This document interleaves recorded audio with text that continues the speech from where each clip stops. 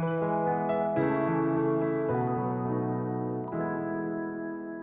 was very popular by the Egyptians, Yaakov.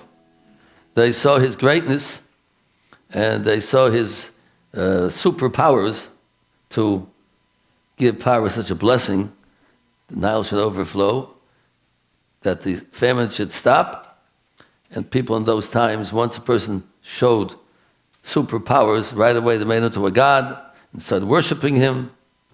So Yaakov said, I don't want that, I'm not a god, I don't be worshipped, I know they're going to do it to me, so I don't want to be buried here. Because when I die, they're going to make a shrine, and they're going to come to me and bow down and make me as if I'm a god. I'm not God. So please, I don't want to be buried here, I don't want to be in competition with God, I'm not a god. So that's number 2. And number 3, very interesting, and that's number 9, because Tsar Gilgul Mechilas.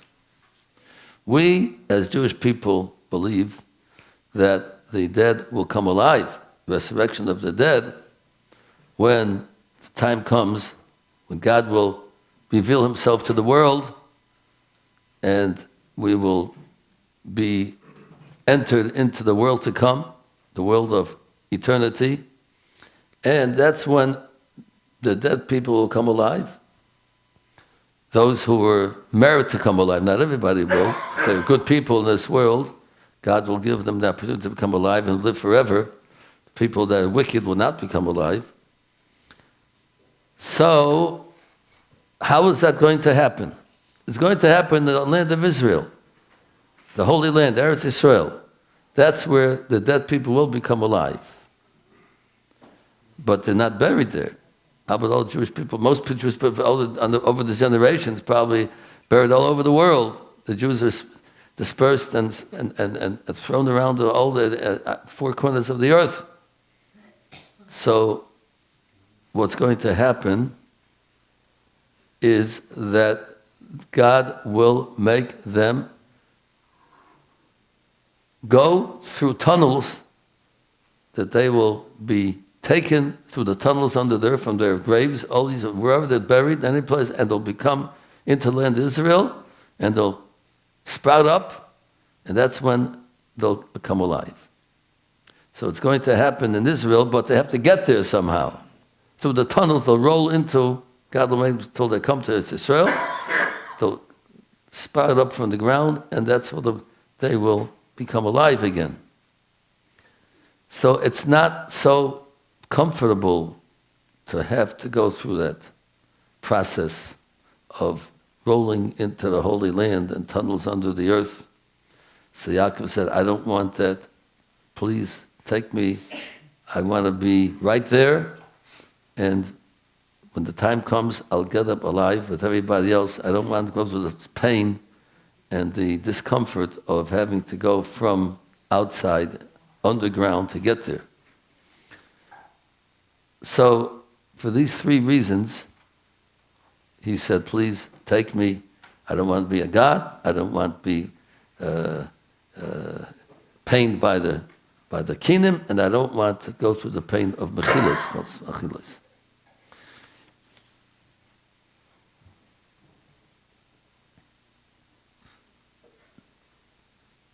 Now, let's discuss what this Tchias HaMesim is all about.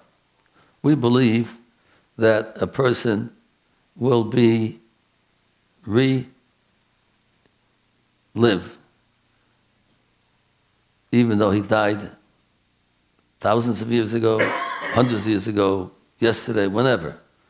When the time comes, the righteous people will be able to come alive again.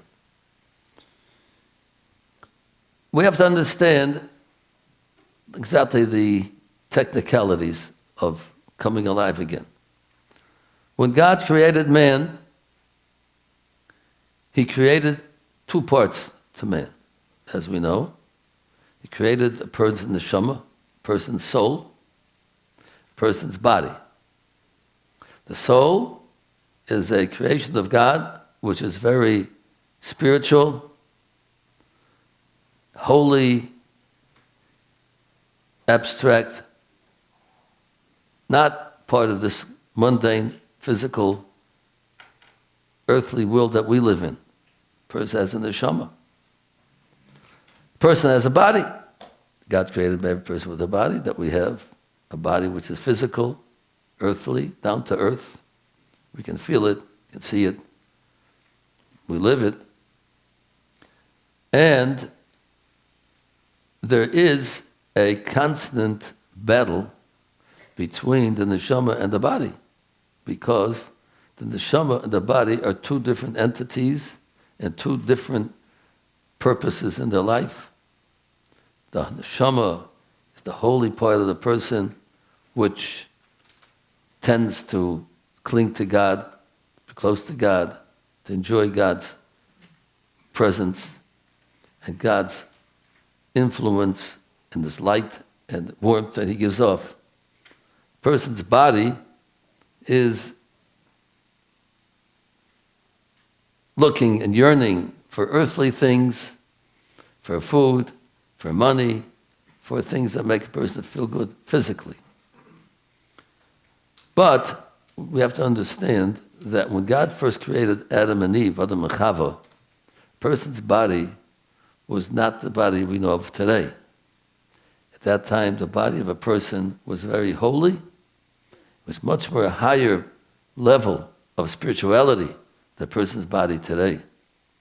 It was much more close to a person's neshama, to a person's soul. It was much more spiritual. And God's plan was, when he put Adam and Eve in the Garden of Eden, in Gan Eden, that they should keep that mitzvah, that commandment that God gave them, not to eat from the forbidden fruit that we call it, whatever that fruit was. And if they would have kept that mitzvah, they would have been immediately put into world to come forever, and that would be the end of the whole purpose of creation. They would come from the service of God to the reward of God. They kept that mitzvah, to keep not to eat from that fruit. And it wasn't so hard to do that because the body of a person was so holy. The neshama and the body were not such a fight as we know it today. They were very close to each other. And if they would have listened to that mitzvah, to that commandment, they would have gone right away into the world to come, to have the eternal reward, to be close to God. But since they did not listen to the commandment, and they went against God's commandment, the world tumulted into a different situation totally. A situation of mundane and physical objects, feelings, ideas. The world we see today, it fell from the high pedestal of holy spirituality into a very unspiritual world that we live in today. The body became the body we see today. It was not spiritual though. The body's not spiritual. The body's very physical, very earthly. And the fight became much stronger between the neshama and the guf. The person's soul and his body. It became a very strong battle between the two. That the earth guf, the body wants its needs, its desires, and the neshama is pulling the other way. As we're told, Bal Kochat Noilad, when a person's born, our rabbis tell us that the neshama, it doesn't want to come into the body of a person. It complains and it absolutely is totally against being put together with the person's body. It's not coming down to this world. It's not in place. It's out of place. Person's neshama is close to God and Shemayim. To come down to this world into a person's body is a very foreign thing for the neshama. And the neshama totally rejects it and doesn't want it. So I said, no, I'm sorry. You have to come. You come into this world, you come neshama, and you're going to come down to this world into the person's body. Everybody has a neshama, come into the body. It's It's disputed by the neshama, but it has no choice. Bal koach ata noiled.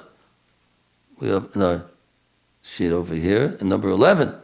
You are born in this world, bal koach, without your will, but you have no choice in the matter. And this is what a person lives through.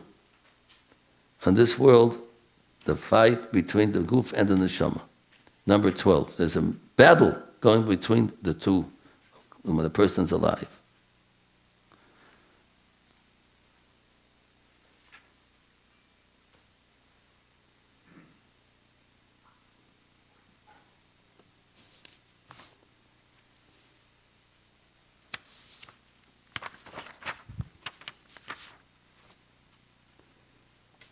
Now, the purpose of life, as we know, that we have the choice. We have bechira.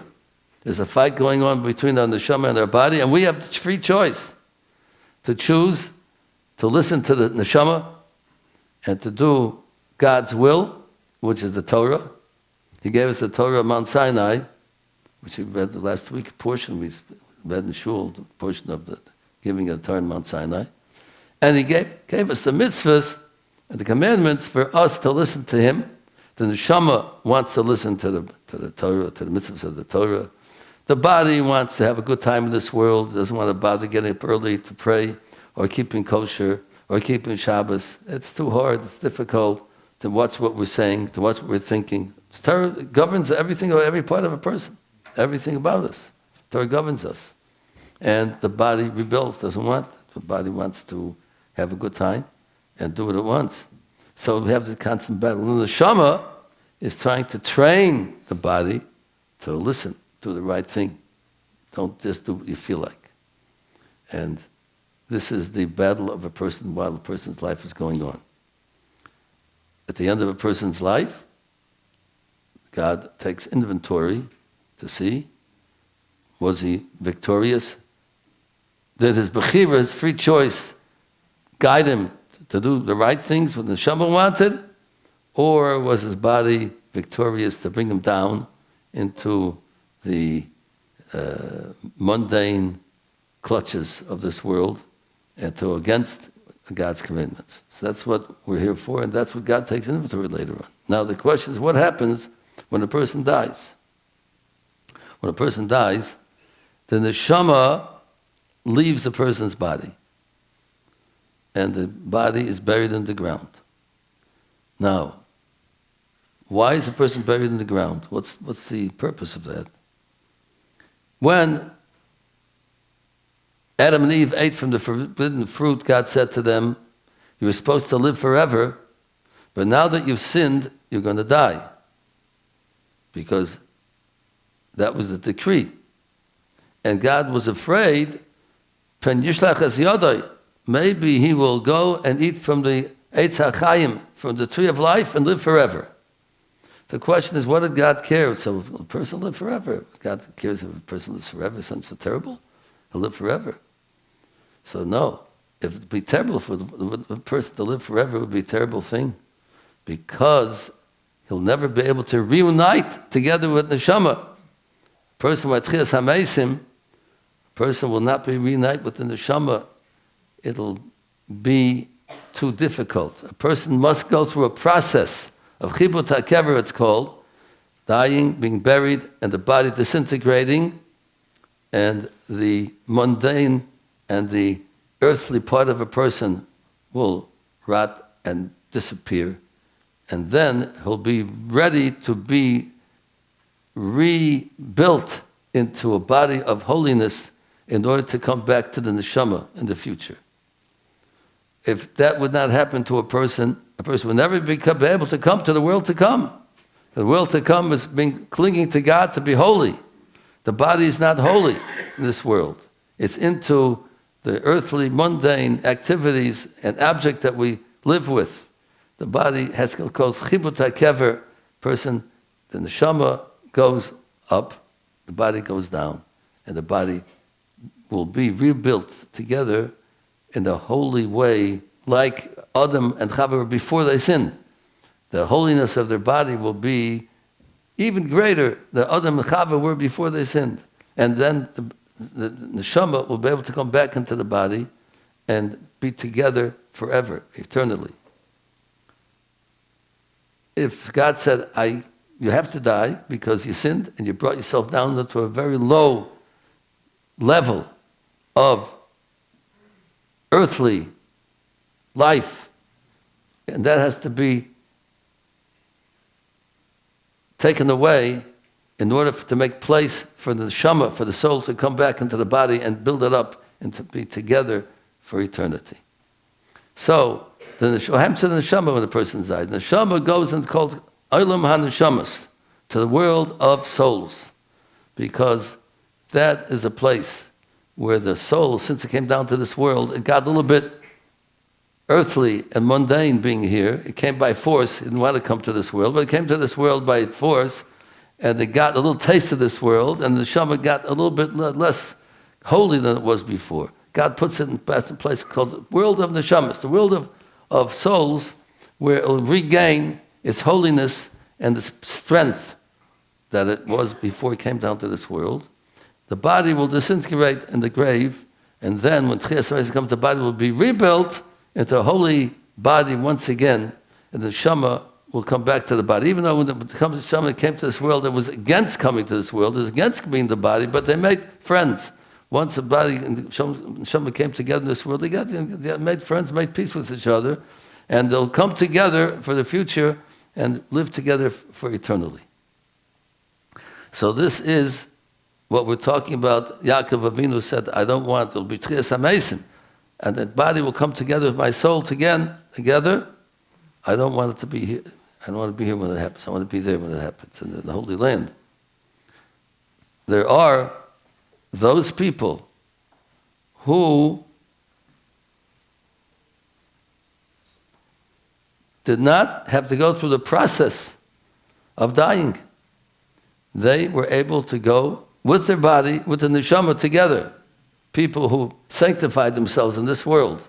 They were so holy in this world that they kept away from letting the body overpower them. They kept the neshama with their body together, and they sanctified themselves in this world to the extent that they're able to go with their body into the world to come. They were made holy. They didn't have to come on to being buried and disintegrate and be built up once again. They were built up in this world. One of those people was, by the way, Serach Bas Asher. Remember Serach? Serach, the daughter of Asher?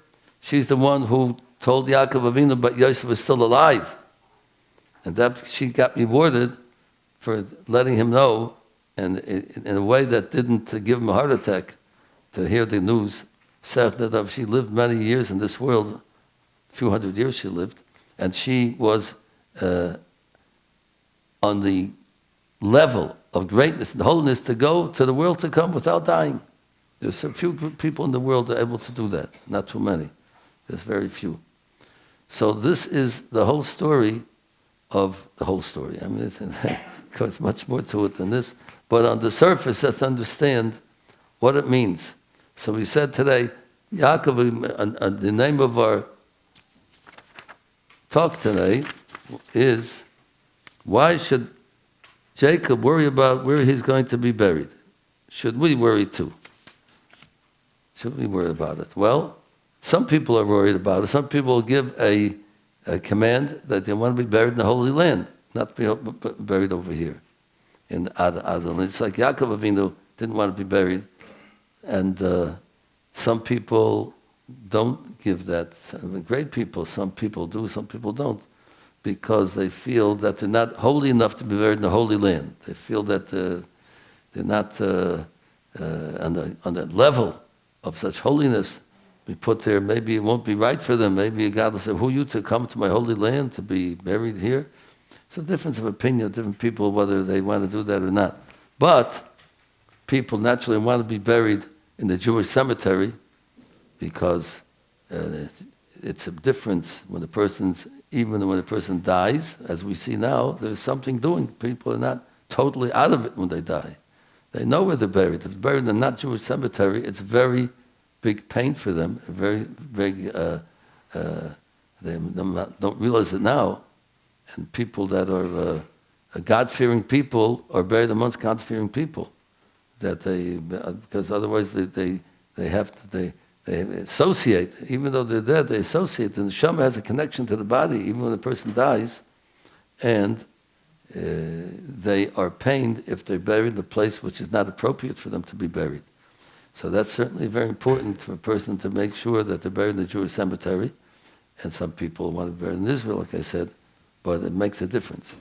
So this is there's an idea, since we're talking about Yaakov Avinu, talking about Yosef, take me to Israel, I wanted to give you an idea of what life is all about, what death is all about, and what we have to think about and realize what we are, who we are, and the main thing is, we want in this world for our body to be governed by our neshama, that the neshama should be the main part of us, our holy part of us, the neshama should be what dictates what we should do, how we should live, not let the body dictate and tell us what we should do. That's not what we're here for. And it'll pay off when the time comes for us to leave the world. It'll make a big difference if we let the body take over or the neshama take over. And now I see we're serving popcorn, so it must be time for some questions. Okay, do we have any questions in the room?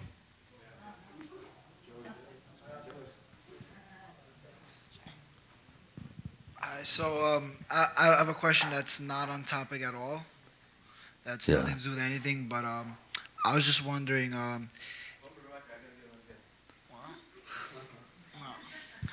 I remember a couple of Tuesdays ago, we were talking about the value of being careful about other people's property and just being very, very careful with, not overstepping and taking what's not rightfully yours. So I just had a question about a little shopping trick. Let's say I want to buy something with the intent to return it, and I'm only going to wear it once. Is that kosher?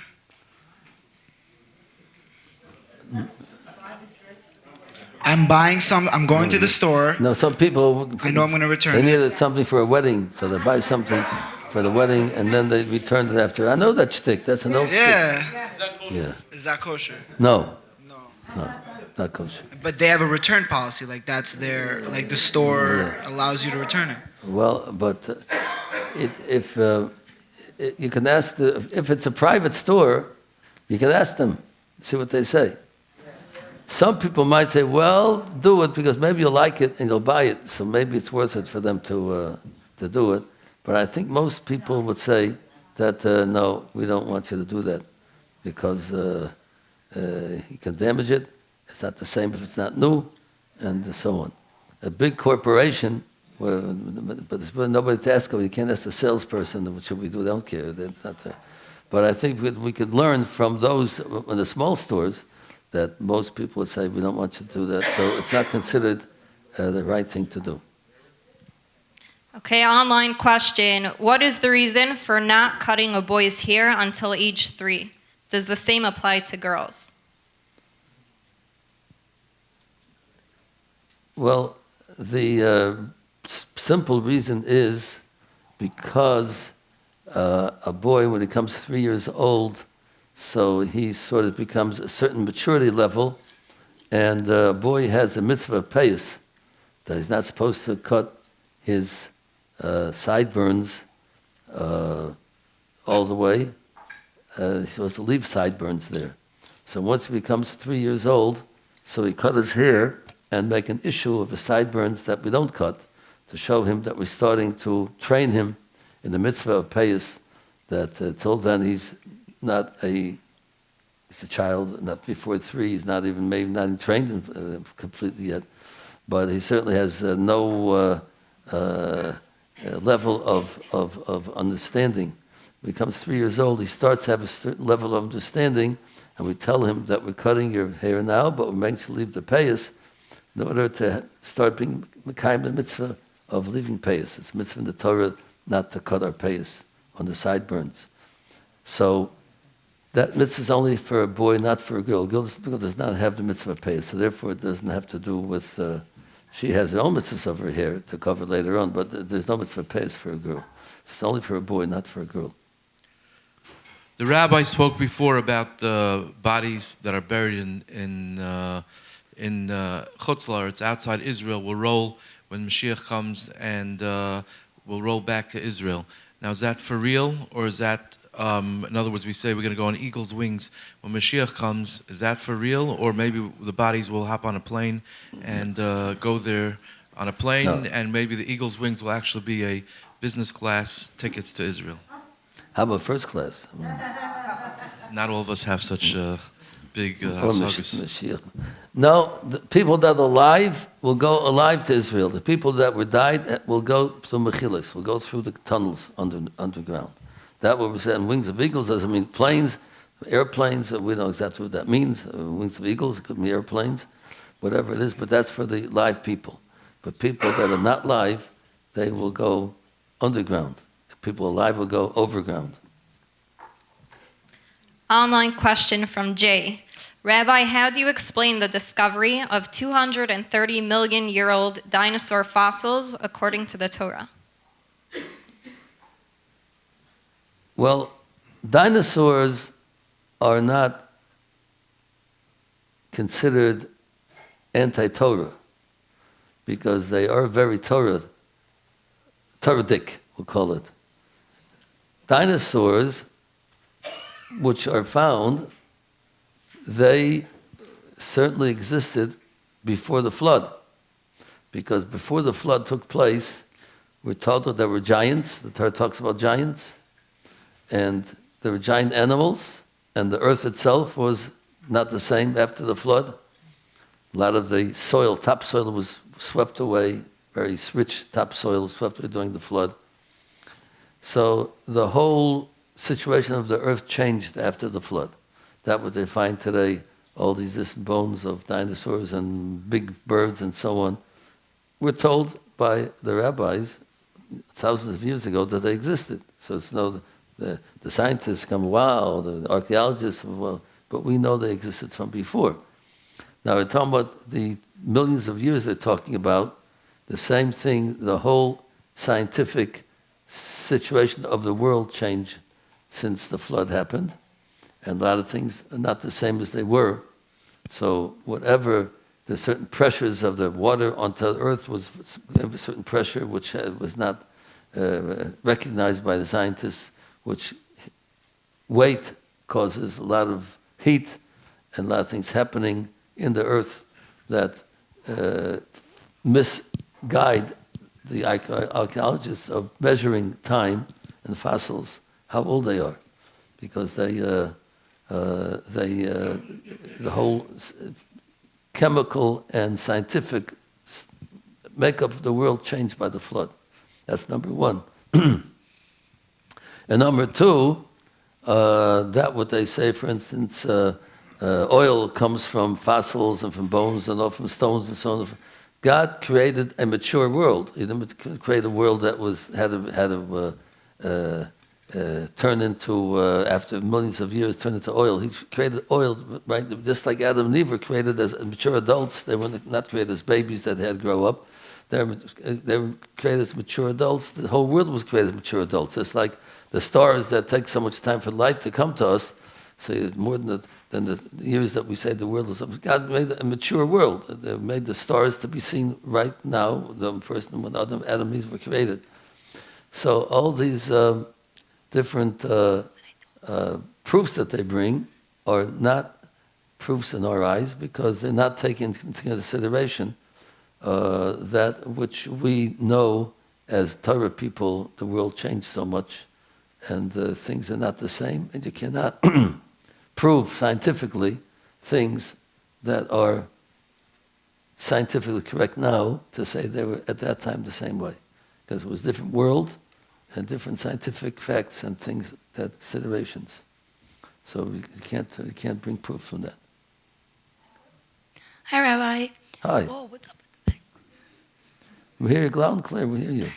Okay, so basically I was just on vacation, and the food on the boat was kosher, but the chef obviously wasn't Jewish, and a Jew didn't start the fire. Is that still considered kosher? Well, how do you know the food was kosher? Because it was all packaged.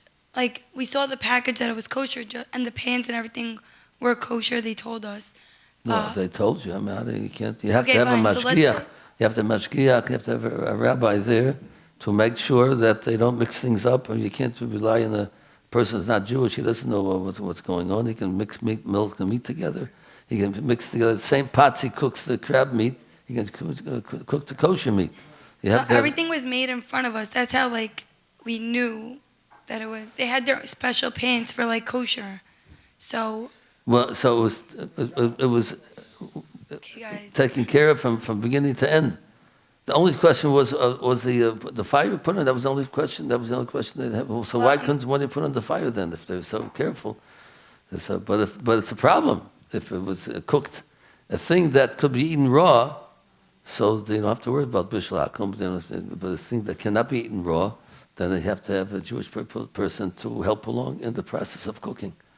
So that would be a problem, or something that's not considered a very special kind of food, a very plain kind of food also, it was not a problem. But if it's not in those two categories, it cannot be eaten raw, and it's like a piece of meat.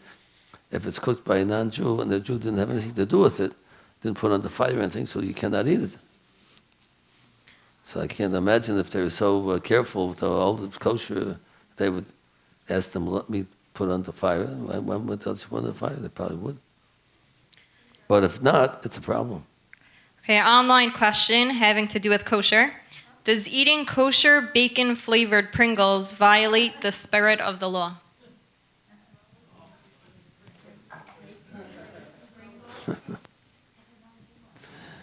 Well, so it doesn't violate the law, the spirit of the law. I would say that in the very beginning, when it first came out like that, it would, but after it became a popular item, so then the people don't even really give it a second thought anymore.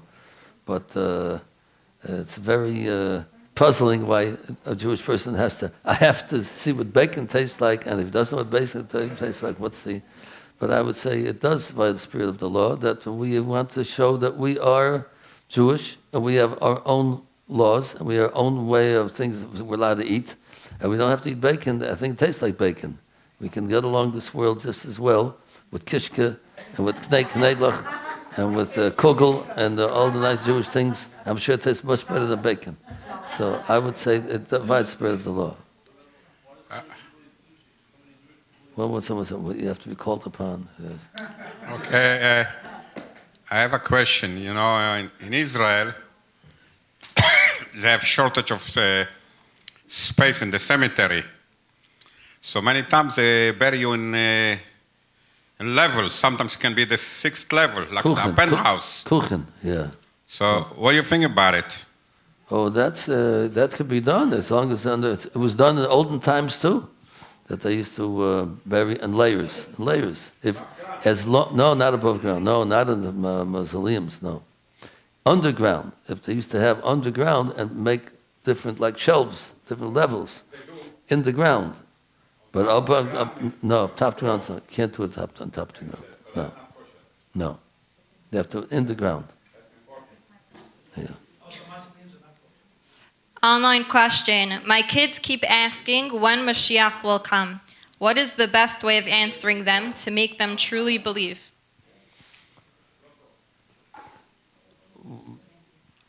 Well, we have to tell them that Mashiach is for sure going to come. We're promised by all the prophets he's going to come. Even have hints in the Torah that he's going to come. But we're also told that we have to be worthy of his coming. He certainly will come at the end of 6,000 years, for sure, that's the latest. But he could come before if we are worthy of it. If the Jewish people will do tshuva, people will go back and keep the Torah, he'll come even before the 6,000 years comes. But that's the most. By the time 6,000 comes, we're now we're holding by in the middle of the 6,000 years now. The end of 6,000 years, it for sure come. But before that, he could come if we all are righteous. So we tell our kids, make sure to keep the Torah and make sure to do all the laws, and tell them you can help Mashiach come by acting the way you should act according to Torah law. So we have to get them involved. We got them not only to believe in this Mashiach, but they should be involved in bringing Mashiach, and we have to be involved in bringing Mashiach by doing what the Torah wants us to do, what God wants us to do. So, of course, God's going to ask us when we come in front of His holy throne after 120 years, and God's going to say, what did you do to bring Mashiach? You say, well, I was waiting for Him to come. Waiting for Him to come? What did you do to help make Him come? So it's going to be embarrassing. We have to make sure that, well, wait, I did my best. I prayed for Him to come, and I did the Torah laws, and I tried my best to do what I'm supposed to do, according to Torah. So that'll be a good answer. But people say, duh, I don't know, I didn't do anything. It's not going to be, it'll be very embarrassing for us to see that we didn't help Him come along. Mashiach's coming, talk about it. Don't talk, do. That's what we have to do. I have a question about the yurtzeit candle. Yes. I used to light it, but I'm afraid to leave it burning at night. And so I have a plug-in. So is that okay to use that instead of a candle? Well, I would say, number one, you could always put the yurtzeit candle in the place you have to worry. You can put it into the sink. I do. You can put it in the But I'm sink. still afraid that You're afraid. you never know. Well, then the best thing we to do is light a candle till you go to sleep and blow it out and light the electric till then. We get up in the morning, light it again. You can and blow let it light. out. Yeah, if you're afraid for Yeah, it. I am. Not on Shabbos. But to blow it out. Yeah, if you're afraid to go to sleep with it burning. Or light a candle that'll go out by itself, not a yahrzeit candle. Or light a candle like a Shabbos candle that'll go out before you go to sleep. And then the morning, light another candle and burn the whole day. But you can, But blow overnight- you can blow it out. Okay. If it's not Shabbos. Online question, is having cosmetic surgery going against God?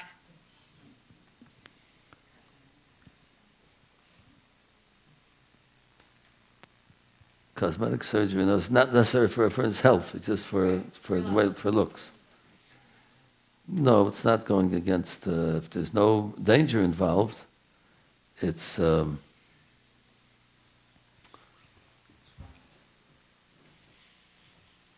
can't say it's going against God, against the Torah, because you're doing it for a purpose, even might cause bleeding and things like that, but the person's doing it for a purpose. That's not going against the Torah. Yeah. Yeah, of course, it's not recommended because a lot of people suffer from it afterwards. But we're not going into that. We're talking about as far as Shua's law is concerned, there's nothing wrong with cosmetic surgery. So, a question about last week's parsha. One of the last psukim, it talks about the fact that when in the Mizbeach, in the Beis HaMikdash, that it has to be a ramp, not stairs, because you can't be Megala Erva, you can't show nakedness. So my question is, what Chazal say, Kol Olech Achar Sof, right? Everything goes after the end, something like that. Like the end of something is like the summation of the entire thing.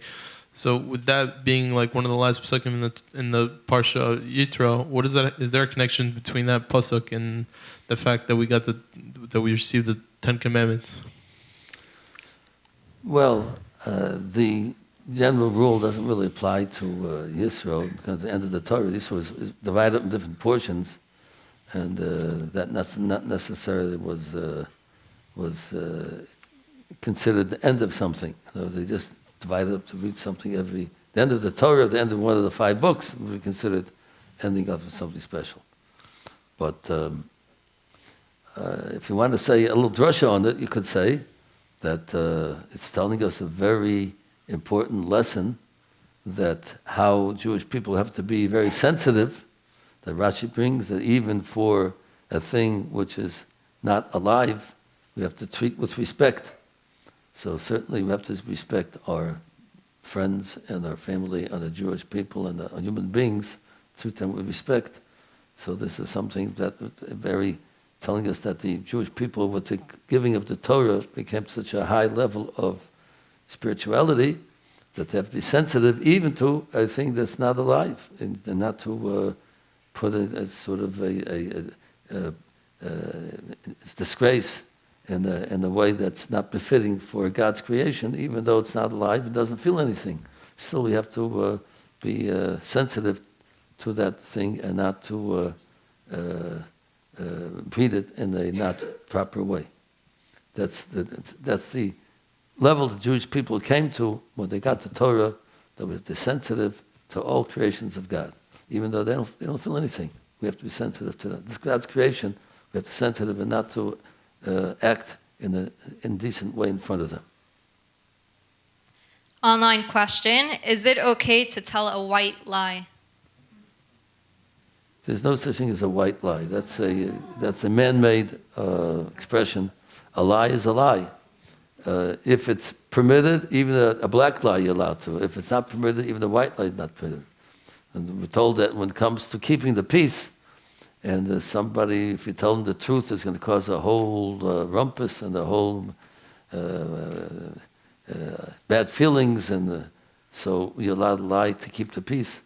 But it makes a difference what kind of lie it is. But those things are white lie. If it's a lie, it's a lie. Hi, Rabbi. My question is, this week's parsha is Mishpatim. It talks a lot about monetary law.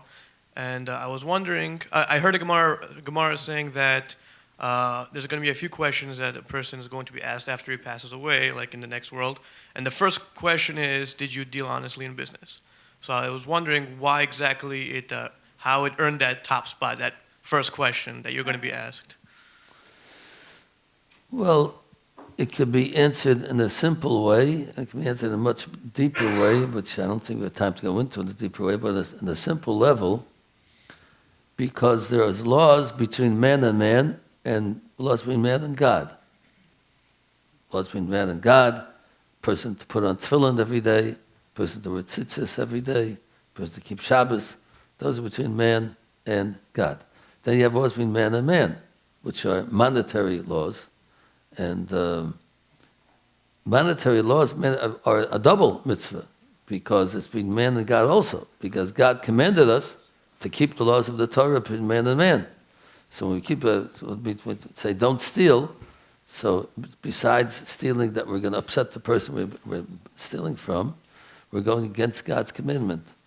So therefore, that's why we were talking about that a mitzvah between man and man is a double mitzvah. So therefore, it's God's going to ask a person right away. One of the first questions is, did you deal honestly in business? Because that is a mitzvah a double mitzvah between both. Okay. What's the connection between magic and the Torah? The connection, well, it depends what type of magic. What do you call it? What is magic? Black magic. Real magic or just a magician magic. today? Real magic. The connection is the Torah says outlaws it. You're not supposed to do it. That's the connection. That because it usually comes from sources that are considered tumah. They're not the opposite of pure. They're considered unclean, and not unclean in a physical sense. In a spiritual sense of this God-made holiness and non-holiness in this world. Something like we said in our whole talk tonight, two opposites. And both have powers. The holiness has powers, and such thing as magic powers that come from unholy sources. So we are not allowed to use those unholy sources to accomplish anything. We're supposed to only go with the Torah, with the pure and the holy sources that God wants us to, and not connect ourselves to the tumah on the unclean, unholy sources. Hi, Rabbi. Yes. So by Yaakov Avinu, when he lied to Yitzchak Avinu, there wasn't so much peace resulting from it. So I was wondering if the rabbi could explain what was the aftermath? Like, wasn't so much peace. How could that be a lie then, if it was a lie? Well, number one, it wasn't totally a lie. If you see the Rashi over there, he said words that could be interpreted either way. But it was misleading. It wasn't really a lie. He said, Anochi, I'm me. Esav is your firstborn. So you could separate. No, I am Esav, your firstborn. No, I am Esav, your firstborn. So whatever he said could have been interpreted in a way which was not a lie. The question is to mislead him, that to say and mislead is not only, one case is keeping the peace, but there are other reasons also why a person could mislead somebody else. And that was certainly one of the cases that he was told by Rivka, who knew Ruach HaKodesh with the Holy Spirit, that he's supposed to do what he did. God wanted him to do what he did. He was led by his mother Rivka, the Tzadekis, to go ahead and to go as if he's Esav to Yaakov, to Yitzchak. So this was a thing that was okayed by Hashem, that he was supposed to do it, what he did. And when it comes to something important that has to be accomplished, and it can't be accomplished a different way, so you are permitted to take such action, even though you might mislead somebody. But if it's something that has to be done, so it has to be done. You're allowed to, somebody comes and says, I want to give me your money. So you say, do you have any money? You have to tell them I have money? Say, I don't have money. I'm not allowed to lie. I'll mislead them. Somebody's to come to steal from you. You have to tell them the truth. I have money. I said, I don't have any money. But if you wouldn't say it, I have money. You have to say it in such a way. I have money. You can say it. But if you have to, you say, I don't have any money. You don't have to say the truth in order to be robbed. So you can't say you're not allowed to lie. Only if you keep the peace. You keep your money too, you're allowed to lie. Or certain difficult circumstances that will lead to something that's not the way it should be, you're allowed to lie in such case. Online question. It seems to me that religious Jews try to isolate themselves from the rest of the world. Shouldn't we engage those around us and try and make the world a better place? Well, that statement is not quite true. Religious Jews isolate themselves. It's true to a certain extent, and the boundaries of isolation and non-isolation are that a religious Jew should isolate himself if he feels he might be influenced by other ideas or other people's idea of being Jewish. If he has to certainly keep his identity and keep his good friends and keep himself in a situation and a sviva and a group of people that will give him a strength and to keep up his religious convictions and religious observance. So that a person must do to make sure that he stays the way he wants to be. So that's something that is very important, because a person like the Rambam, we quoted the Rambam many times. The last time the Rambam tells a person is influenced by his friends and neighbors, and something that you can't help, you're influenced. So you want to keep the right friends and neighbors and the right kind of friendship group that are going to be the right kind of people you want to learn from and to be encouraged by. But beyond that, it certainly is the proper thing to do if we could keep our level of spirituality and religion to a top priority, and at the same time influence others to do the right thing and to live in a Jewish life. So certainly we should go beyond our parameters of Judaism and try to explain and influence other people that should realize what Judaism is all about and how they should live. So that we definitely should. But only to the extent that will not upset and have an effect our own religious life. Because we have a cloud of chayecha koidman. Your life is first. We are most responsible for our life, number first, to take care of ourselves. And then we can go and take care of others. But God made us as an individual that we are obligated to take care of ourselves, make sure that we stay strong ourselves. And that's the first thing we have to do. If we could do that and at the same time influence others, so be it. And that's the greatest thing to do. But some people go beyond that and they become influenced and themselves need to have people to help them afterwards that they fell down in their Judaism and their religion. So we can't keep... Isolation is to a certain extent, but past that, we have to see what we can do to influence other people. Okay, we have time for one more question. Anyone in the room that didn't have a chance yet?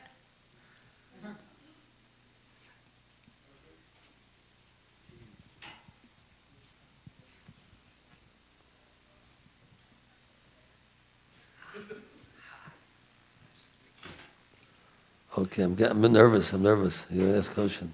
Uh-oh.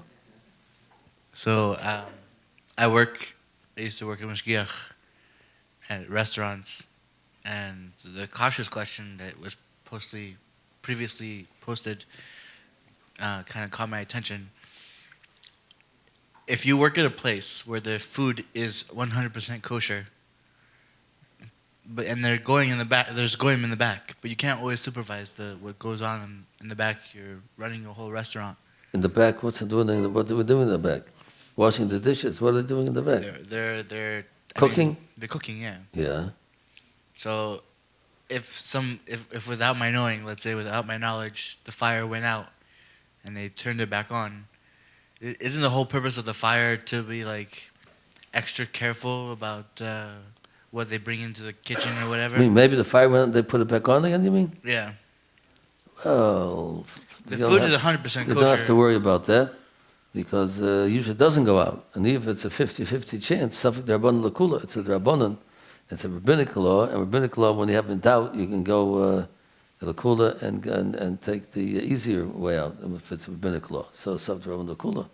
But here it's not even safek d'rabbanan, because the fire is on, why should you think it went out? They have no reason to put it out, so you don't have to worry about that. If they turn it off by themselves and then turn it back on. If you know they did it, so then you have to do something about it. I mean, that's what you're there for. It's a mashgiach. Well, without my knowledge.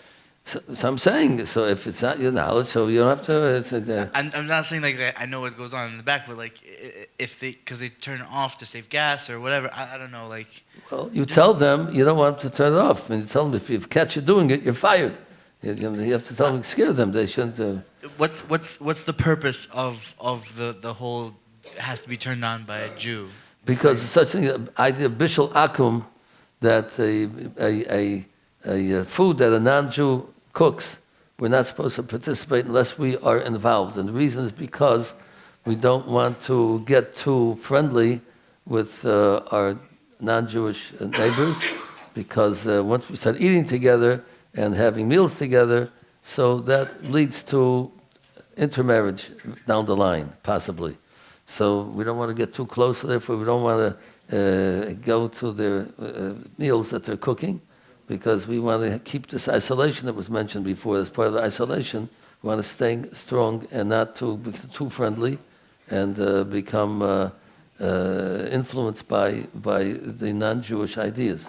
That's the reason for Bil Shlaku. So, but it has certain laws and certain ideas that we have to follow. So if you tell them don't turn it off, and you warn them not to turn it off, you don't have to worry they turned it off. What? It's a bishul akum. It's still kosher. It's still bishul akum. If you know for sure they did it, we don't have to worry about doing that. Okay, It's over already, you mean? Already? Yes.